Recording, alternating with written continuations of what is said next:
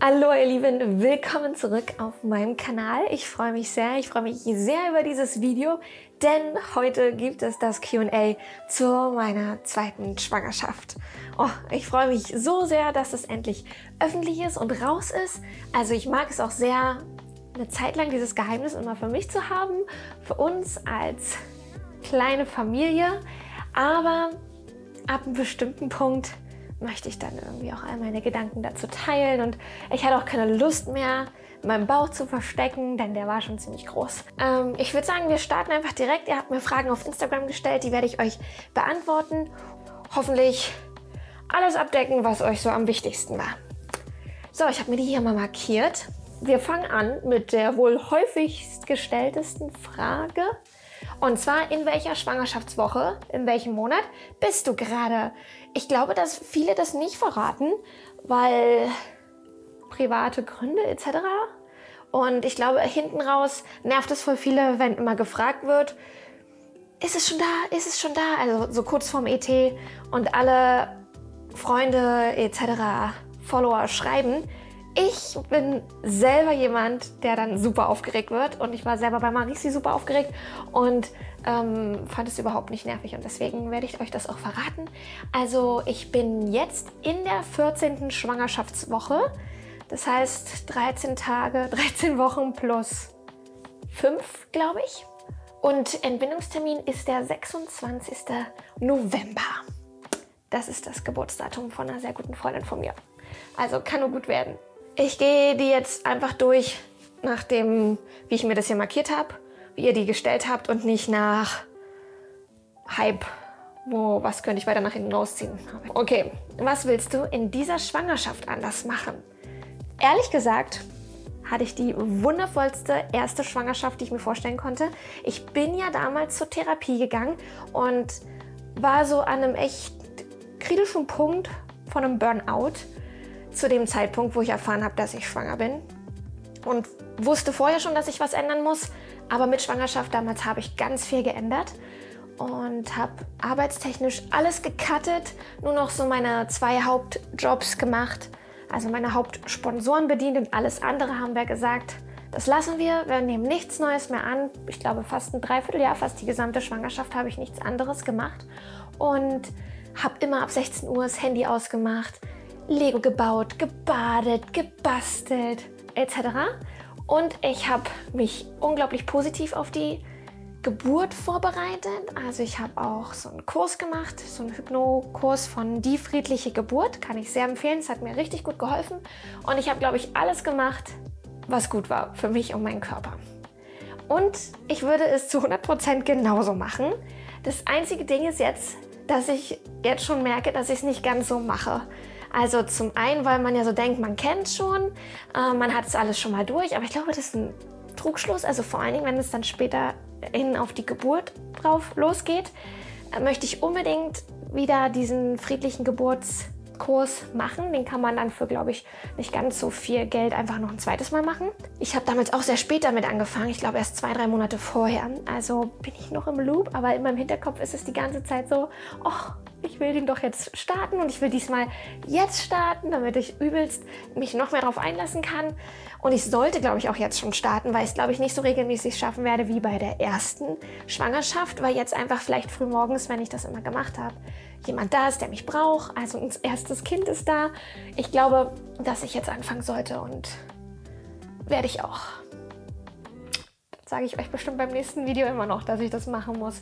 Zurzeit ist echt richtig viel los und seht ihr, da ist schon einfach dieser große Unterschied. Ich arbeite viel mehr, ich habe ein Kind zu Hause, Justus ist bei mir mit eingestiegen, wir machen das jetzt zusammen.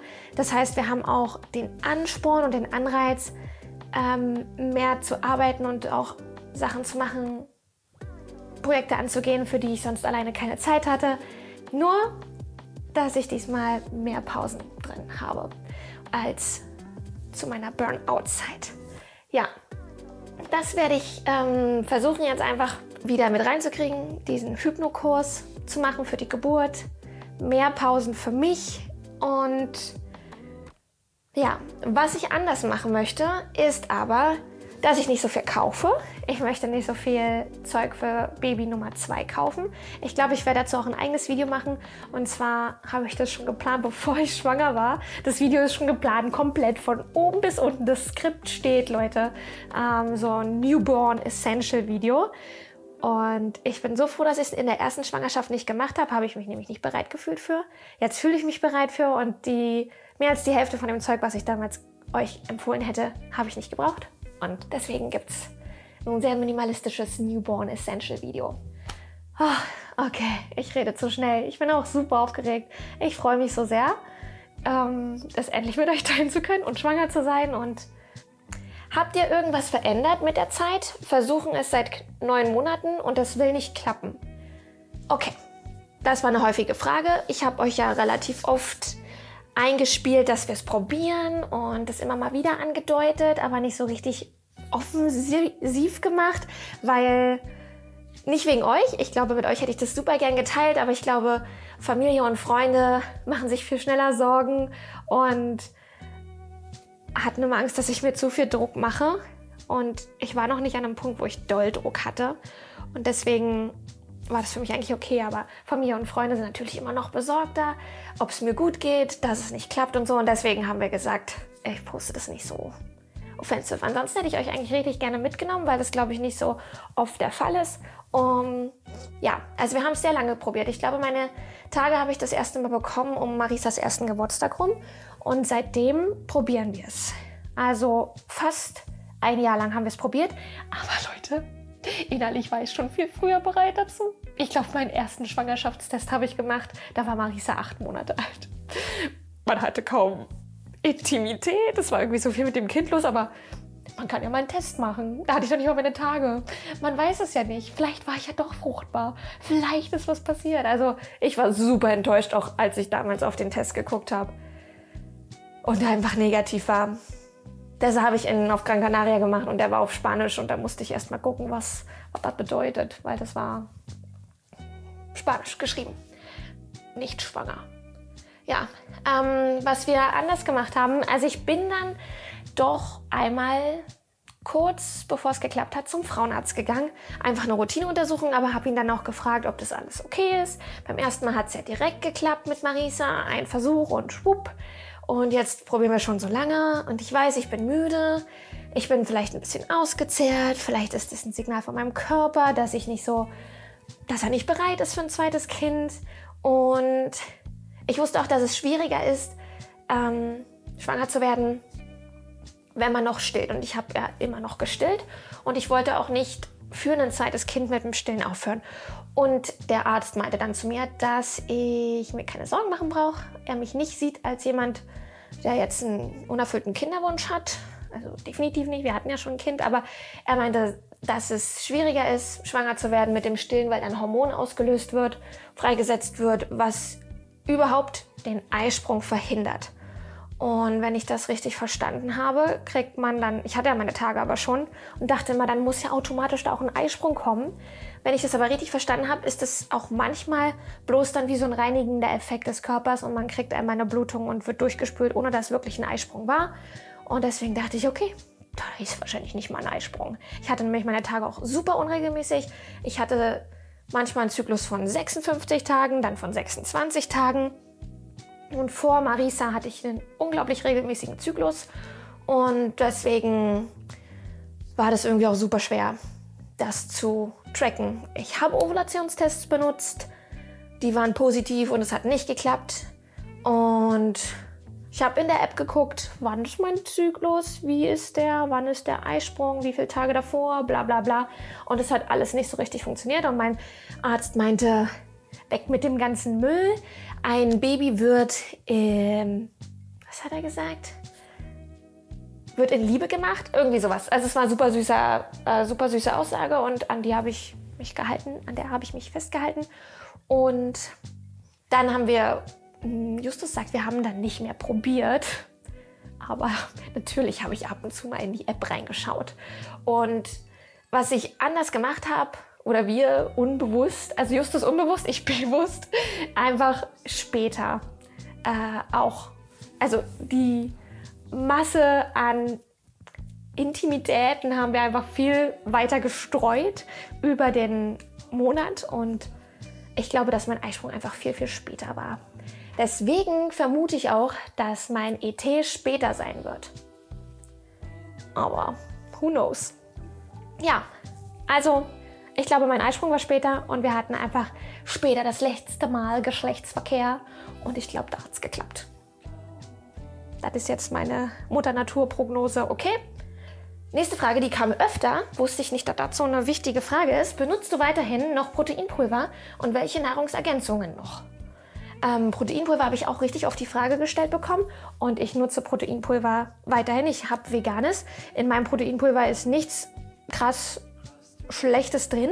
Ich vergleiche das immer gerne mit so anderen Sachen. Was ich zum Beispiel nicht konsumiere, ist Cola etc. Also so richtig chemische Lebensmittel. Und dann sollte man sich mal fragen, ob man die vielleicht noch verwendet während der Schwangerschaft und was dann an Proteinpulver, wo so ein bisschen Erbsenpulver da drin ist, bei mir zum Beispiel, so schlecht ist.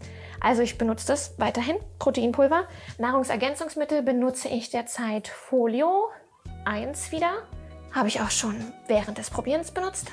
Omega-3, Zink und Magnesium, Vitamin D und Vitamin B.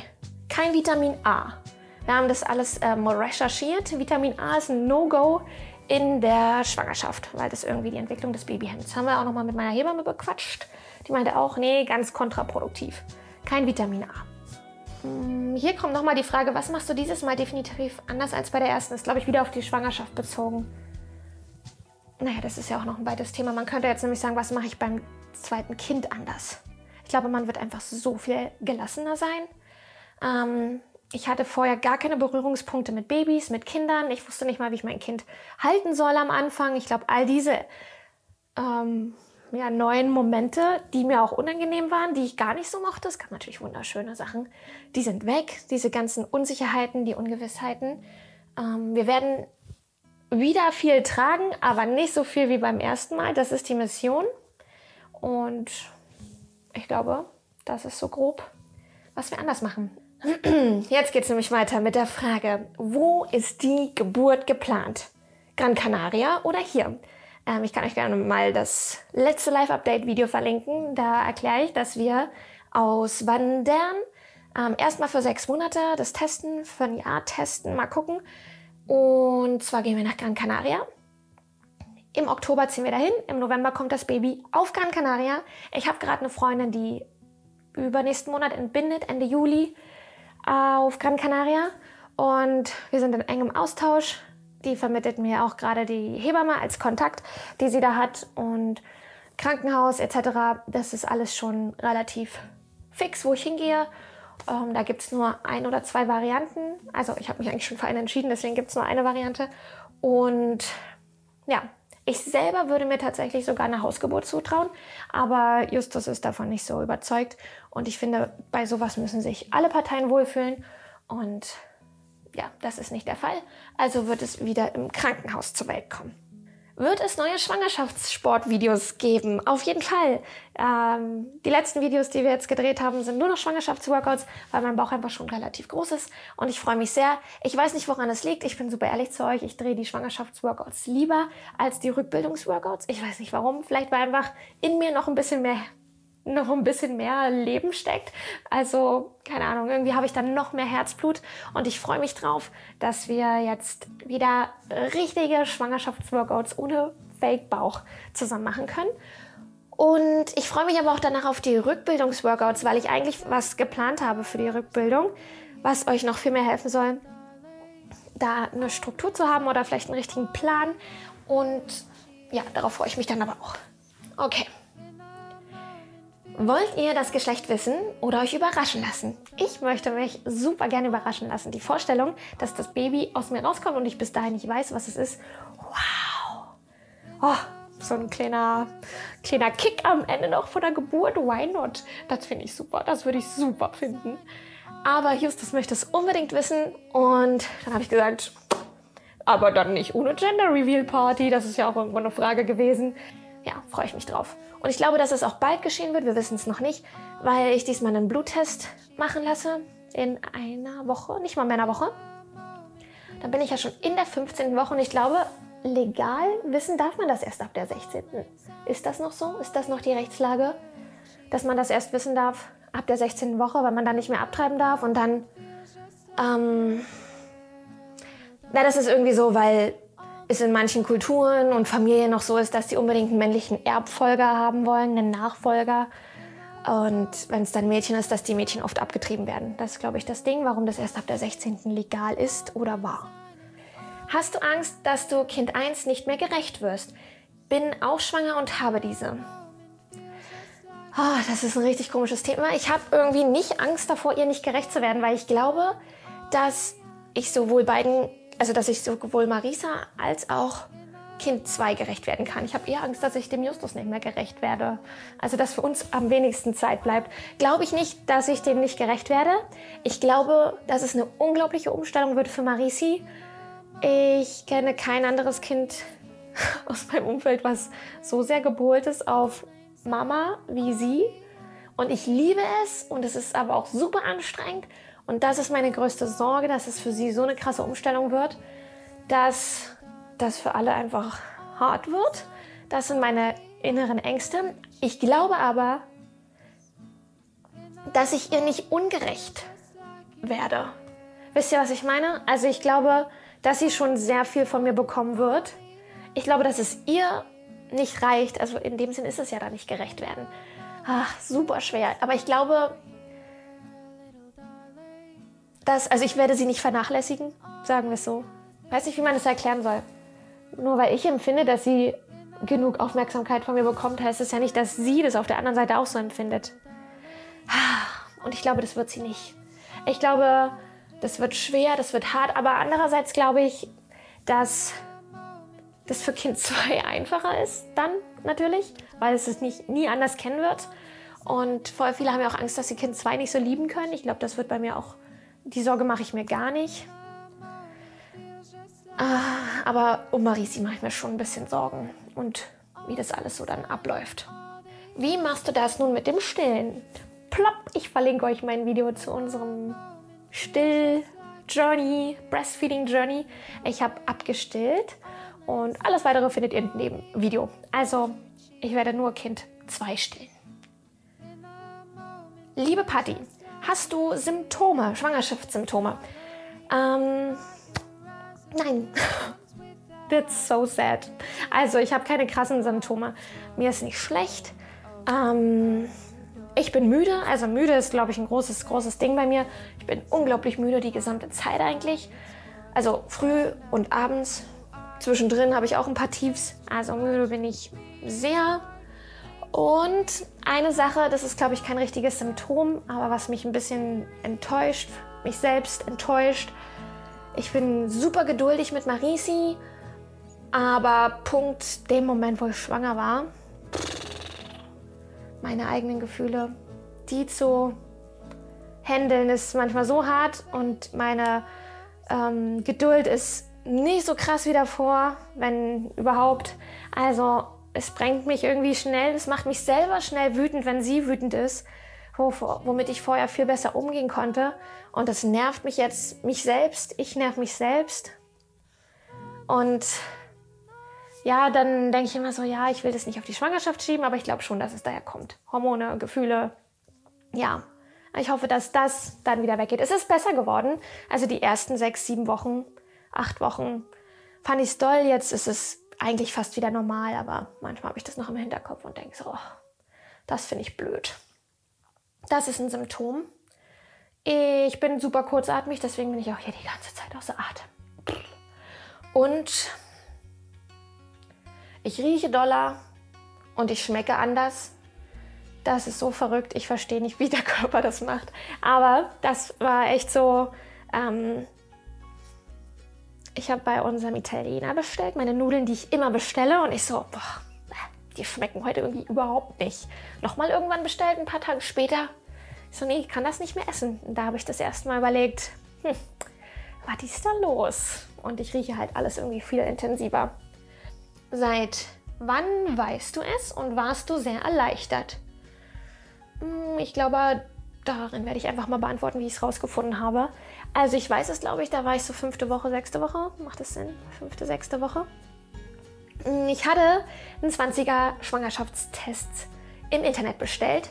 Und Leute, die waren alle. 20 solche Dinger waren alle, außer einer. Den habe ich noch gefunden. Und wir wollten am Wochenende zu meiner Familie fahren. Und ich wusste, oh, okay, ich habe meine Tage schon wieder später als üblich. Ich war schon auf jeden Fall über meinen normalen 28-Tage-Zyklus drüber. Aber das war ich ja oft. Ich warte jetzt noch, bis wir von meinen Eltern wiederkommen. Und wenn dieser eine Test, den ich habe, negativ ist, dann ist es auch negativ, weil sonst liegt das letzte Mal zu lange zurück, als dass ich noch schwanger irgendwie sein könnte und muss nicht noch einen Test kaufen und noch einen machen. Und ich habe nämlich sonst immer punktgenau oder kurz vor meiner Periode schon Frühschwangerschaftstests gemacht und dann noch rein und noch rein. Es könnte ja noch passieren, es könnte ja noch irgendwie nicht sichtbar gewesen sein. Dann habe ich gedacht, nee, diesmal nicht. Du nimmst diesen einen verdammten Test und dann war's das. Dann sind wir wiedergekommen und ich hatte es ein bisschen im Hinterkopf, dass ich den machen will. Vor allen Dingen, weil ich so kurzatmig war. Ich bin in die 3. Etage bei meinen Eltern gelaufen. Oder ins Dachgeschoss, wie auch immer. Und war komplett außer Atem. Ich so. Und dann dachte ich wieder, ah ja, Patti, bild dir mal wieder was ein. Ich bild mir nämlich immer dann irgendwas ein. Ich so, Clem, meiner Freundin geschrieben. Ich habe auf jeden Fall Magen, also nicht Magen, sondern Einnistungsschmerzen. Auf jeden Fall, das sind nicht meine Tage. Vergiss es, das war jedes Mal, waren es meine Tage oder irgendwelche Symptomschmerzen. Naja, und dann bin ich nach Hause mit Justus und Marisi, die haben beide gerade Fernsehen geguckt und ich habe hier hinten den Test gemacht. Und sonst lasse ich den immer offen liegen und gucke das mir direkt an und gucke und gucke. Und diesmal habe ich gesagt, nee, ich lasse das jetzt auch mal wirklich 3 Minuten da liegen, verdeckt. Und dann habe ich ihn geöffnet, aufgehoben. Da waren da 2 Striche. Ich habe die Reaktion auch gefilmt. Ich werde die bestimmt auf Insta posten, aber ich fand meine Reaktion irgendwie wie so ein kleiner Teenie und irgendwie überhaupt nicht cool. Aber so habe ich nun mal reagiert. Was soll's, werde ich euch bestimmt zeigen. Ja, und ich war sehr erleichtert. Also ich war wirklich, es hat sich fast angefühlt, minimal abgeschwächt, wie bei der ersten Schwangerschaft, wo ich es erfahren habe. Ich habe da so gezittert bei der ersten und auch bei der zweiten und wollte es Justus auf irgendeine coole Art und Weise sagen, aber ich bin dann einfach nur mit diesem dummen Test zu ihm gerannt und habe ihm gesagt, oh yeah, diesen blöden Test gegeben und er wusste überhaupt nicht, was los ist. Und dann ist er aufgestanden und Marisi hat weiter Fernsehen geguckt und wir beide waren aber so laut, dass Marisi dann irgendwann den Fernseher ausgemacht hat, was glaube ich völlig crazy ist, dass sie einfach den Fernseher ausmacht und uns beide so angeguckt. Ach, ihr beide. Was ist los mit euch? Ja. Hast du Angst vor den nächsten Nächten mit 2 Kindern und dass alle ausschließlich bei euch schlafen wollen? Zu den Nächten an sich, davor habe ich Respekt. Wir wissen jetzt, wie es mit Marisel war. Aber ich habe letztens irgendwie eine Nachricht von einer Followerin geöffnet und die meinte, du, bei uns genau das gleiche wie Marisi, super schlechte Schläferin. Boah, ich hatte so eine Angst. 2. Kind, sie hat 7 Monate, schläft immer durch. Ich so, das nehme ich. Dieses Angebot nehme ich, kaufe ich, so wird das sein. Wird es bestimmt. Naja, also davor habe ich ein bisschen Respekt. Aber andererseits verging das auch so schnell. Und jetzt schläft Marisi und ich habe das trotzdem alles irgendwie gewuppt bekommen. Ich konnte mein Leben weiterleben. Wenn man stillt, hat man noch diese ganzen Schwangerschaftshormone oder Stillhormone in sich. Also ich glaube, für mich als Frau ist es einfacher. Und ich hoffe, dass ich noch ein bisschen Schlaf tanken kann die nächsten Wochen.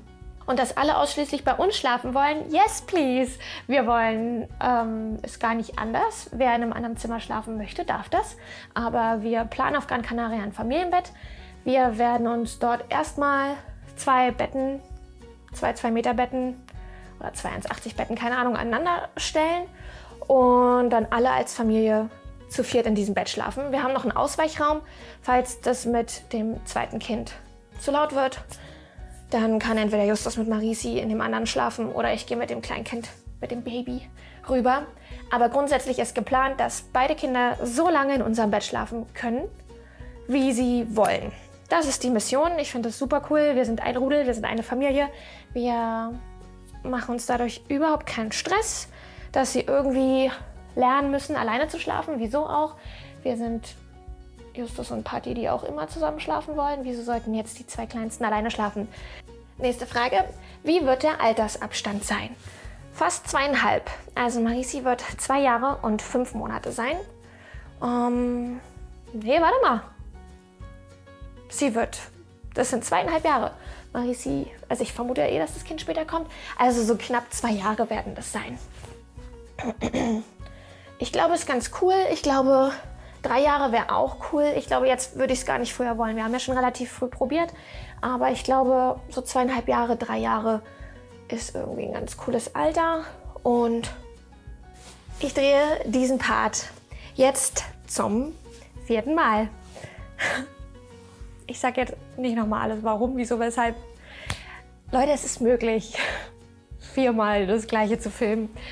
Und ich hoffe, jetzt ist der Ton an. Ich hoffe, jetzt ist die Kamera nicht aus. Und ich hoffe, mir passieren diese Fehler nicht doppelt. Diesmal wäre es dann das Dreifache. Das Video sollte für euch schon längst oben sein. Und es ärgert mich immer, dass ich nicht aktuell manchmal für euch Videos posten kann. Aufgrund meiner eigenen Schusseligkeit. Aber that's it. Gibt es Parallelen zur ersten Schwangerschaft? Was ist anders? Ich freue mich so für euch. Vielen lieben Dank. Grundsätzlich habe ich, glaube ich, wieder eine ganz entspannte Schwangerschaft. Vielleicht sogar eine Sache ist noch entspannter als bei der ersten. Ich konnte in der ersten Schwangerschaft nicht so gut enge Sachen tragen. Also daran habe ich das gemerkt. Ich dachte die ganze Zeit, ich bin super aufgebläht, bevor ich wusste, dass ich schwanger bin beim ersten Mal. Und konnte meine engen Leggings nicht so richtig tragen, meine Sportleggings, was ich ja eigentlich mochte. Diesen Support von diesen engeren Leggings. Und das ist diesmal anders. Also ich kann mich in jede enge Hose reinzwingen, das stört mich irgendwie nicht so. Viele haben mir gesagt, dass sie das mögen, wenn das voll eng ist, weil das wirklich wie so ein Support ist und denen das ein gutes Gefühl gibt. Bei mir war das bei der ersten nicht so. Jetzt ist es so und jetzt weiß ich, was ihr damit meint. Das ist ein bisschen anders. Ansonsten keine Übelkeit bei der ersten, bei der zweiten auch nicht. Also so ganz minimal am Abend, wie so eine ganz leichte so ein Übelgefühl, wenn man Auto fährt. Aber so ganz leicht, noch weniger als in der ersten sogar. In der ersten habe ich mich aber auch mehr darauf konzentriert. Da saß ich abends da, ist mir schlecht? Hallo? Ist da noch jemand in mir drin? Kuckuck. Bei der zweiten kam ich nicht so oft zu. Bei beiden war mir sehr kalt, das erste Trimester über. Und bei beiden war ich sehr, sehr müde. Ich glaube, ich bin in der zweiten müder als in der ersten. Aber in der ersten hatte ich mehr Zeit, darüber nachzudenken, dass ich so müde bin. Und auch die Chance, einfach ins Bett zu gehen, wann ich wollte.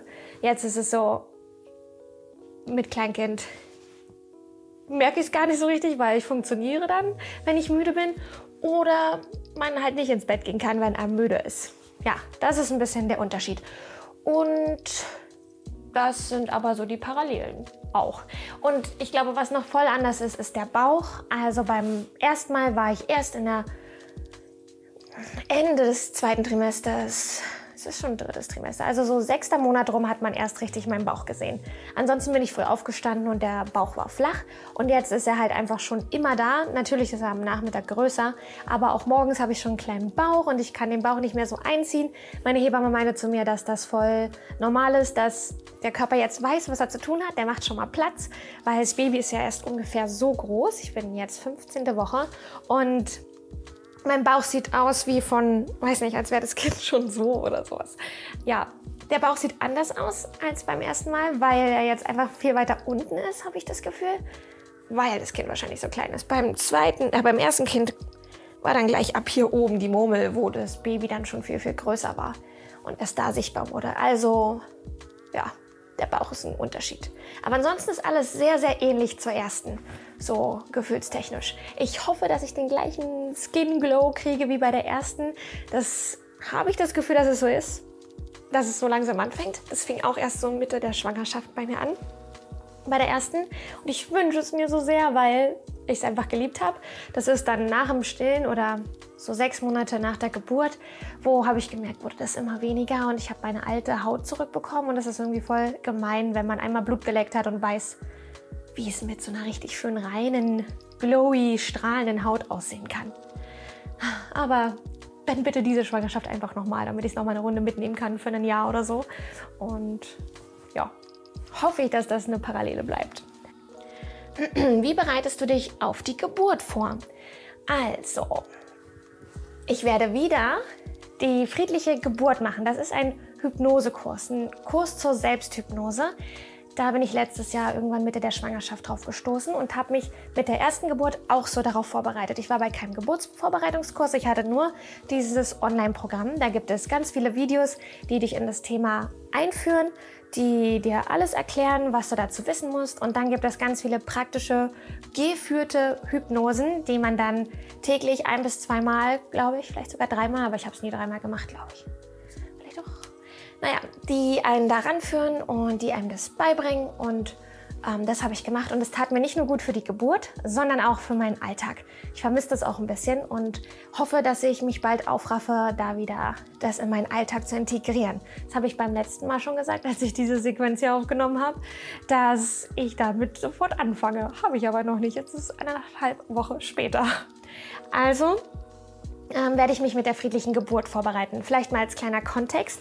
Also bei der Hypnose, wenn man das schafft, sich in Hypnose zu versetzen, dann wird ein bestimmter Part des Gehirns hinuntergefahren und in diesem Part sitzt das Schmerzempfinden. Das heißt, wenn man in der Geburt es schafft, sich in Hypnose zu versetzen, hat man weniger Schmerzen. Das ist die Theorie dahinter. Also ich kann nicht sagen, dass ich 0 Schmerzen hatte. Es gibt Frauen, die sagen, die hatten gar keine Schmerzen. Aber es war auf jeden Fall eine wunderschöne Geburt. Ich habe dazu auch ein separates Video gemacht, das kann ich euch mal verlinken und werde mich deswegen auch genauso wieder darauf vorbereiten. Nächste Frage. Wie immer die Frage, Mädchen oder Junge? Frage ist, wie das gestellt ist. Ob wir schon wissen, was es ist? Nein. Möglich, dass ich heute noch einen Anruf kriege, weil wir so einen Gentest diesmal gemacht haben und dabei kann man auch das Geschlecht mitbestimmen. Dann werde ich mit ihr den Gentest auswerten, aber mir das Geschlecht von ihr nicht sagen lassen. Das kommt dann im Umschlag zu uns. Und der geht an eine Freundin, die dann alles Weitere damit macht, was wir so vorhaben. Ja, wenn es aber so gemeint ist, was ich mir wünsche, ich bin jetzt hier mal ganz ehrlich zu euch. Man sagt ja immer, Hauptsache gesund. Das wünsche ich mir natürlich auch. Das ist oberste Priorität, ne? Das Kind soll gesund sein. Ich wünsche mir nichts mehr als das. Aber wenn ihr mich fragt nach einer ganz kleinen Tendenz, die ich habe, dann ist es, glaube ich, ein Mädchen. Ich habe immer gedacht nach Marisi ganz lange, jetzt ist es egal. Ich habe ein Mädchen, ich wollte immer mindestens ein Mädchen. Aber irgendwie so, jetzt als ich dann schwanger war, habe ich mir so minimal angemerkt mir selbst, dass ich gleich zu einem Mädchen tendiere. Aber ich bin auch happy, wenn es ein Junge wird, weil ich einen super süßen kleinen Bruder hatte, der süßeste, den es je gab. Und Justus, glaube ich, als kleiner Junge auch super süß war. Also habe ich eine Hoffnung, dass das so ein Mix aus den beiden wird. So ein ruhiges Kaliber. Ich glaube, das ist das, was mich minimal mir Sorge bereitet, wenn ich jetzt super ehrlich bin, dass man tendenziell hört, dass Jungs einfach noch mehr Energie haben. Meine Tochter hat schon unglaublich viel Energie und ich denke mir so, ich werde nicht jünger. Ich habe nicht so viel Energie, aber wer weiß, ich glaube, man gewöhnt sich an alles. Ich muss auch ganz ehrlich sagen, kleiner Ausschweif hier, dass ich glaube, dass ich so mit 20 mehr Energie gehabt hätte. Aber da wäre ich vielleicht vom Mindset anders gewesen. Ach, keine Ahnung. Ich wünschte, ich hätte mein Mindset und all meine Erlebnisse schon gehabt, als ich 20 war mit super viel Energie, wo ich noch nachts unterwegs war und Party hier und 3 Nächte am Stück feiern oder so. Und jetzt denke ich mir nach 3 Nächten mal eine kurze Schlafunterbrechung. Boah, ich kann nicht mehr. Wo hast du Schwangerschaftsmode gekauft? Ich habe in der ersten Schwangerschaft eine Schwangerschaftshose besessen von H&M. Die habe ich geliebt. Das war eine Leggings. Ich habe mir die aber leider eine Nummer zu groß gekauft, weil mein Hirn so dachte, ja, ich bin ja schwanger, ich brauche eine Nummer größer. Aber bei Schwangerschaftsmode braucht man nichts größer. Ich habe nämlich sonst einfach in normalen Abteilungen einfach bei bestimmten Sachen eine Nummer größer gekauft. Deswegen habe ich die Hose aussortiert nach der Schwangerschaft und gedacht, ich kaufe die bei H&M in der nächsten Schwangerschaft wieder, weil es das ja da immer gibt. Gab es aber nicht. Habe ich eine andere dieses Mal gekauft, die saß nicht. Die war zu eng, war nicht der gleiche Stoff, hat mir nicht gefallen. Boom. So, jetzt ist aber so, dass mein Bauch schon viel, viel größer ist als in der ersten Schwangerschaft und ich auch gerne mal Hosen tragen möchte. Und deswegen habe ich mir jetzt ein paar Radler-Shorts Schwangerschaftsmode gekauft, Radler-Shorts.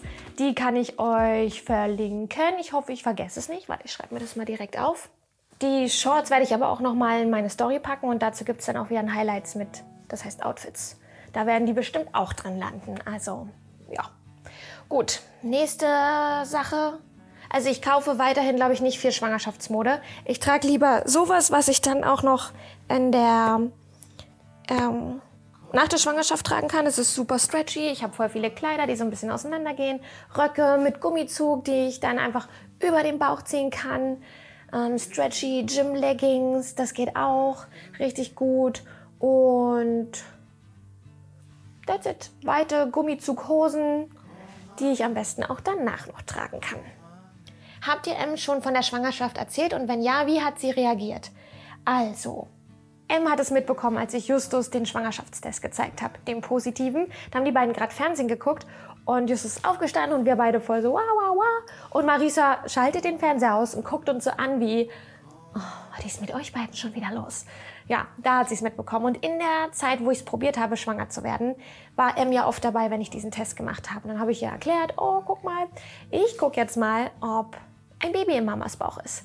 Und das war es dann nicht. Dann habe ich ihr gezeigt, guck mal, ist nur ein Strich, ist leider kein Baby drin, bla bla bla. Und diesmal konnte ich sagen, guck mal, hier sind 2 Striche. Mami hat jetzt ein Baby im Bauch. Ja, und so haben wir es ihr gesagt. Und reagiert hat sie eigentlich super süß. Wenn wir als Familie sind, zu dritt oder vor allen Dingen Marisi und ich zu zweit, dann rede ich sehr viel mit ihr darüber. Und ihre Augen strahlen. Und ich finde es super süß. Wir reden dann über so Sachen wie, was wir mit dem Baby machen, dass das noch nicht laufen kann, wenn es kommt, dass wir es viel tragen müssen, dass es im Kinderwagen ist, dass das oft weinen wird, dass es aber auch lacht, dass sie das kuscheln kann. Und ich darf das nicht kuscheln. Sie sagt, Mama nicht kuscheln, Marisa kuscheln. Justus darf es auch nicht kuscheln. Sie wird das alles machen, kein Ding.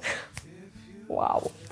Ja, also ihre Augen strahlen. Wir waren auch letztens bei der Hebamme und da haben wir den Herzschlag gehört. Und auch da, wo ich so denke, das ist so abstrakt.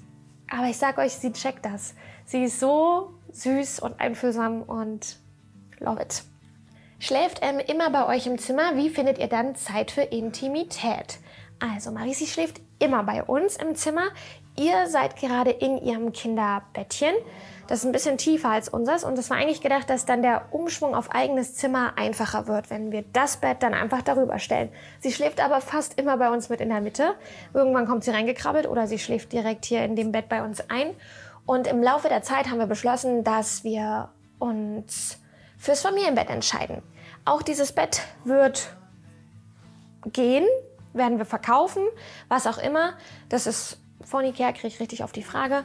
Und werden dann, wenn wir nach Gran Canaria gehen, ein riesiges Familienbett bauen. Also ich glaube, wir werden die ersten 6 Monate nur auf Matratze schlafen.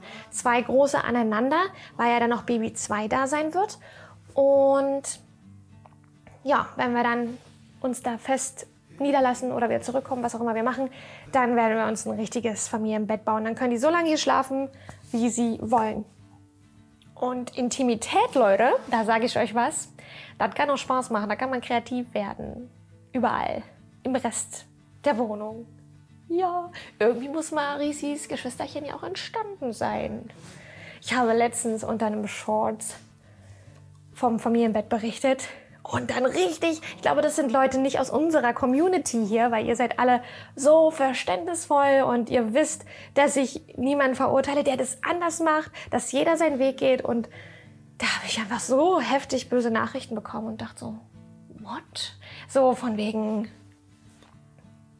was ich mit dem Kind mache und wie bei uns im Bett läuft ja nichts mehr, bla bla bla. Also so richtig komische, sagt man das, kann man das aussprechen? Asoziale Kommentare? Naja, aber wie auch immer. Weiter geht's. Macht ihr wieder ein Gender Reveal? Yes, also unser letztes Gender Reveal Video gibt es online. Auch das schreibe ich mir mal schnell auf. Das war einer der coolsten Tage überhaupt. Justus war überhaupt nicht begeistert, dass wir so eine Party machen. Der fand das überflüssig. Das war noch in der Corona-Zeit und wir haben es sogar nur per Zoom gemacht. Und es war so schön und emotional und spannend für alle Beteiligten. Das war einfach richtig, richtig cool. Und wir haben richtig tolle Erinnerungen daran. Es war irgendwie emotional heftig. Und deswegen machen wir dieses Jahr wieder eine Gender Reveal Party. Diesmal mit Leuten, das wird, glaube ich, auch richtig cool. Und wir haben uns was anderes überlegt, wo alle Gäste mit involviert werden. Das wird, glaube ich, richtig gut. Und Was wollte ich dazu noch sagen? Ich wollte eigentlich das Geschlecht nicht wissen, aber ich konnte Justus davon nicht überzeugen. Der Gedanke, so bis zur Geburt zu warten und dann kommt es raus und dann weiß man, also ist es nicht nur da, sondern dann erfährt man erst das Geschlecht. Ich meine, früher war das voll normal, ne? Aber irgendwie finde ich den Gedanken schön.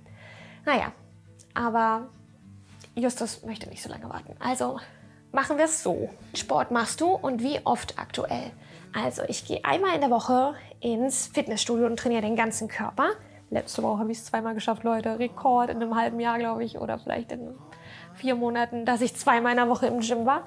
Und habe ich noch einmal Beine isoliert trainiert. Ich habe mich gefühlt wie in einer vergangenen Zeit. Naja, dann mache ich, wann immer ich Lust habe, frühmorgens Yoga. Das ist so 1-2 Mal in der Woche. Und dann, wenn ich es schaffe, noch einmal ein Home-Workout Full Body zu Hause. Das ist die Mission. Und heute ist Mittwoch, wurde ich schon gefragt von meiner Schwiegermama, ob ich mit zum Yoga gehe.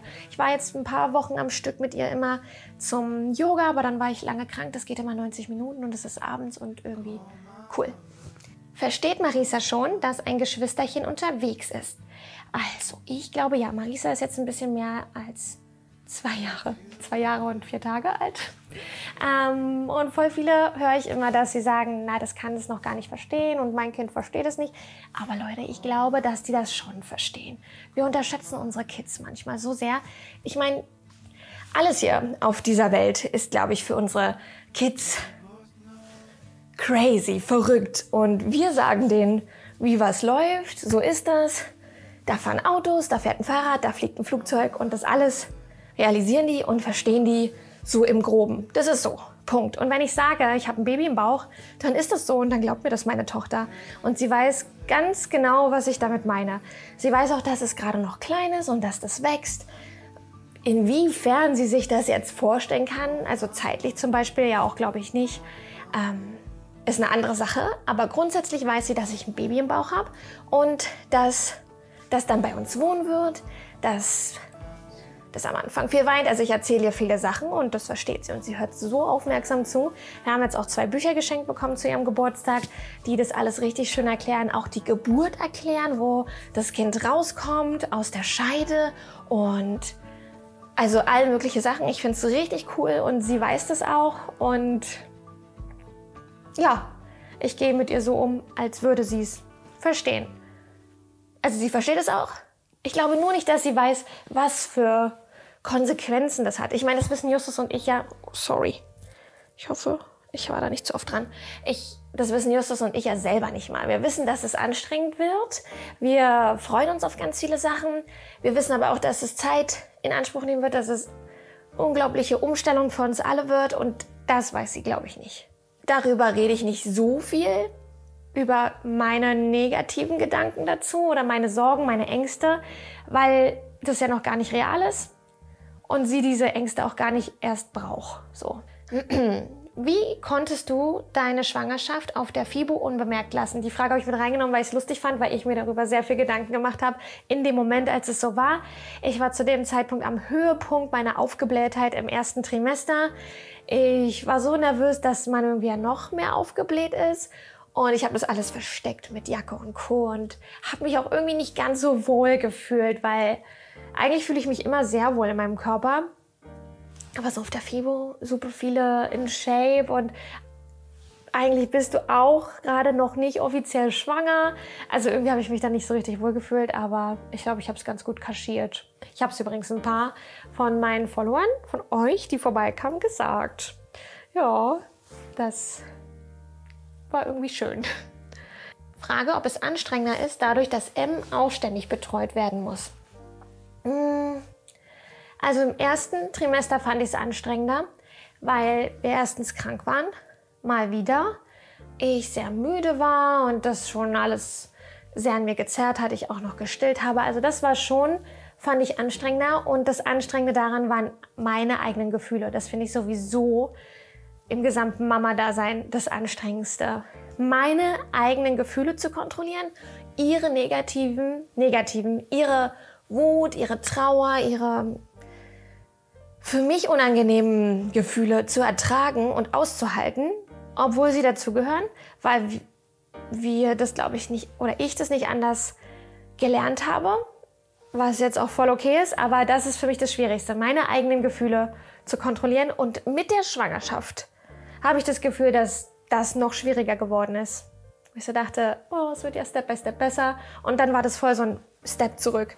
Und ich hatte das Gefühl, eine kürzere Zündschnur zu haben. Und es hat mich sehr genervt und sehr viel darüber zum Nachdenken gebracht, ob ich das schaffe mit 2 Kids. Aber jetzt so ein bisschen nach dem 2. Trimester wurde es irgendwie super entspannt. Wir haben jetzt echt... Marisi wurde auch wieder entspannter. Ich glaube, sie hatte übelst mit ihrem eigenen Willen am Anfang zu kämpfen und wir damit auch. Und das war irgendwie alles voll die Umstellung. Und jetzt ist es gerade sehr entspannt. Und das ist eine Sache, die ich euch noch erzählen kann. Das ist zu der Frage, ob das anstrengender ist. Das habe ich, glaube ich, noch nie erzählt. Aber das gibt dafür auch einen Begriff, aber ich weiß nicht genau, wie es heißt. Wenn jemand ein Problem damit hat, Körpergeräusche zu hören, Schmatzen, Fingerknacken, Husten, nasal reden, das gibt so viele verschiedene Varianten, dann gibt es dafür einen Begriff und ich bin eine Person davon, die damit nicht umgehen kann. Das stört mich nicht bei dir, bei euch, das stört mich nur bei Menschen, die mir sehr nahe stehen, also vor allen Dingen Justus und Marisa. Ich finde, dass das mit der Schwangerschaft viel intensiver bei mir geworden ist und ich bei jedem Geräusch denke, Hilfe, bitte. Und es tut mir so leid, weil die einfach nur leben und dafür nichts können und es voll okay ist, Geräusche beim Essen zu machen. Irgendwie Fingerknacken. Ich finde, Fingerknacken muss nicht sein. Niesen ist okay, nasal reden, wenn man krank ist. Marisi war ja auch krank, dann hat die da 3 Wochen lang nasal geredet. Und ich dachte so, dann war sie auch in so einer Plapperphase. Ich so, I love you, aber ich mag das Geräusch gerade nicht. Also das hat es übelst anstrengend für mich gemacht, wo ich manchmal so dachte, oh Vati, du hast einen Schaden. Ja, auch das hat sich gerade wieder ein bisschen gelegt. Aber Leute, das war anstrengend für mich. Und jetzt als allerletzte Frage, ihr wisst, ich habe das ja einfach nur chronologisch gemacht und ohne zu gucken, ob die Fragen zusammengehören. Wart du wirklich krank oder hattest du Übelkeit? Warst einfach K.O., wolltest eine Pause? Also ich war wirklich K.O., aber wir waren wirklich krank. Also schwanger, stillen und dann kam noch gefühlt der Virus des Jahres um die Ecke. Das ist es wahrscheinlich nicht, der war schon. Auf jeden Fall war ich völlig ausgenockt und mal wieder und es war einfach echt nervlich, anstrengend, körperlich anstrengend und eine Pause habe ich auf jeden Fall gebraucht. Ja, okay, gut, das waren die Fragen. Ich hoffe, ich habe alle beantworten können. Es werden noch richtig coole Videos jetzt demnächst kommen. Also ich will unbedingt ein Newborn Essential Video drehen. Das habe ich schon fertig geplant. Da bin ich richtig heiß drauf, das mit euch zu machen. Das soll nämlich super minimalistisch werden, weil ich fast nichts gebraucht habe von all dem, was ich bei der ersten Schwangerschaft gekauft habe. Und ich bin froh, dass ich jetzt erst dieses Video drehe und nicht in der ersten Schwangerschaft da irgendwas zusammengeschnippelt hätte. Und dann will ich natürlich auch eins drehen, was ich bereue. Das wird ein langes Video. Und ja, also da wird, glaube ich, ganz viel Zeug kommen. Vielleicht habt ihr noch irgendwelche Ideen, was ihr speziell jetzt zur Schwangerschaft und zur Newborn-Phase wissen wollt. Dann schreibt mir das gerne mal in die Kommentare. Da bin ich gespannt. Ich bin auch richtig heiß drauf, da Videos zuzudrehen. Und that's it. Schreibt es mir in die Kommentare. Wir sehen uns beim nächsten Video. Ciao.